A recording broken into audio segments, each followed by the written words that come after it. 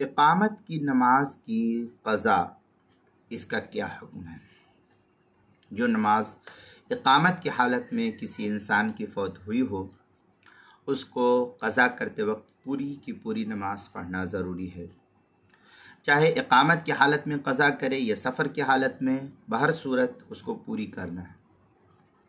دونوں حالتوں میں پوری پڑھی جائے گی۔ سفر کے دوران ادا کرنے کی صورت میں قصر کرنا کسی بھی صورت میں جائز نہیں ہوگا، کیونکہ فرض جو ہے وہ حضر میں ہوئی تھی، اقامت کی صورت میں ہوئی تھی، لہذا جتنی فرض اقامت کی حالت میں ہوئی تھی اتنی جو ہے پوری کی پوری ادا کرنا ہے، کیونکہ نماز جس طرح واجب ہوتی ہے وقت گزرنے کے بعد، اسی طرح ادا کرنا ضروری ہے، اس میں کوئی رد و بدل نہیں کی جا سکتا۔ اب سفر میں جو ہے حضر میں کیا نام ہے، حضر کے اندر جو ہے نماز فرض ہوئی ہے 4 رکعت، مثلا ظہر ہے، عصر ہے اور عشاء ہے، 4 رکعت فرض ہوئی ہے، تو اب اس کو اگر آپ سفر میں چلے گئے، اب سفر میں جا کر کے ادا کریں گے تو سفر میں بھی آپ کو 4 ہی رکعت پڑھنی پڑے گی۔ کیوں؟ اس لیے کہ وجوب حضر میں ہوا 4 رکعت کا ہوا، اس لیے وہاں بھی ادائیگی 4 ہی ہوگی۔ چنانچہ اس سلسلے میں جو ہے کیا نام ہے،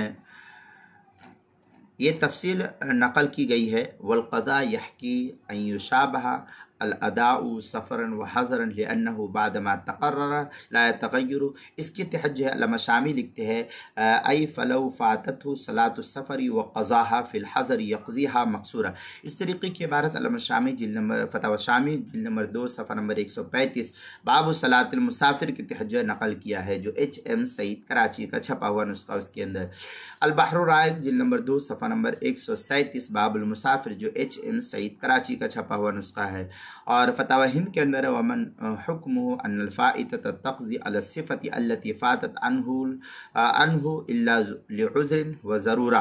اس کے تحت جو ہے فتاوی ہندیہ پہلی جلد صفحہ 121 الباب الحادی عشر فی قضاء الفوائت، جو مکتبہ رشیدیہ کوئٹہ بلوچستان کا چھپا ہوا نسخہ ہے، اس کے اندر یہ پوری تفصیل نقل کی گئی ہے، وہاں دیکھ سکتے ہیں۔